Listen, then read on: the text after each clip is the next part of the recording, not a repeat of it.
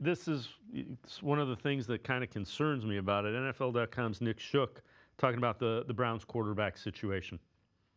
It would be very Browns of them to suddenly become fascinated by a quarterback who could be a day two pick and maybe even sneak into day one first round of the NFL. But I thought maybe this regime is better than that. And then they spent a third round pick on Dylan Gabriel last year and then spent a fifth rounder on Shador. So I guess nothing is off the table. And then after a week in Indianapolis and watching and just kind of getting,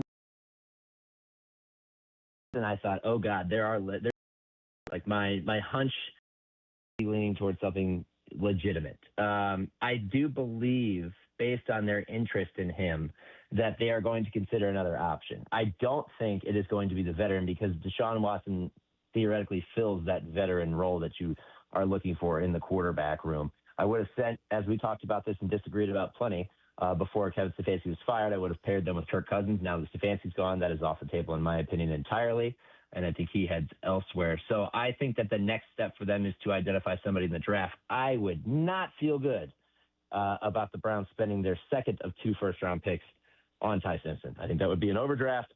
If they're going to do that, you do it in day 2 at some point, but I do believe that they are not done at the position. I don't know. I really don't think at this point that they're going to go after a veteran at the position just because the backup market, the veteran market right now at free agency-wise at quarterback is just not very strong. And I heard the same thing. The Simpson to the Browns thing was kind of prevalent at the scouting combine, but I'm with you. I don't see how that makes sense. Just don't see it. Yeah, it's just we know they got to figure out the position. We just don't know. When I wrote that series before free agency, I said they would tip their hand at the quarterback position somewhat. We would know if they're not really sold on what they have. If you had rumors that they were going all in to try to get Willis, I haven't heard anything about that. We know his contract wasn't exorbitant and they could have handled that, but maybe they just made the decision we don't want to go all in on a guy like that and burn Sanders, and because his future would be over pretty much with the Browns if they did that. We didn't hear anything about it. So I don't know if if they're investigating any of these veterans to bring in. I thought maybe Geno Smith might have been a guy, if Monken's not sold on Sanders or Watson or whoever they have now.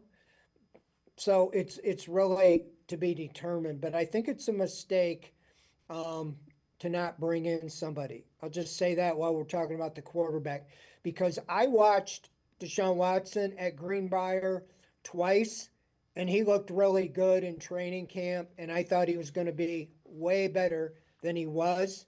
And if you open it up truly to competition with the current 3, he'll be your opening day starter. I'm sure he's going to look better in training camp than a Shedeur Sanders if you make it open competition, and you can't then anoint somebody and say it's an open competition. You have to make a decision what you're doing ahead of time. And that's just my 2 cents.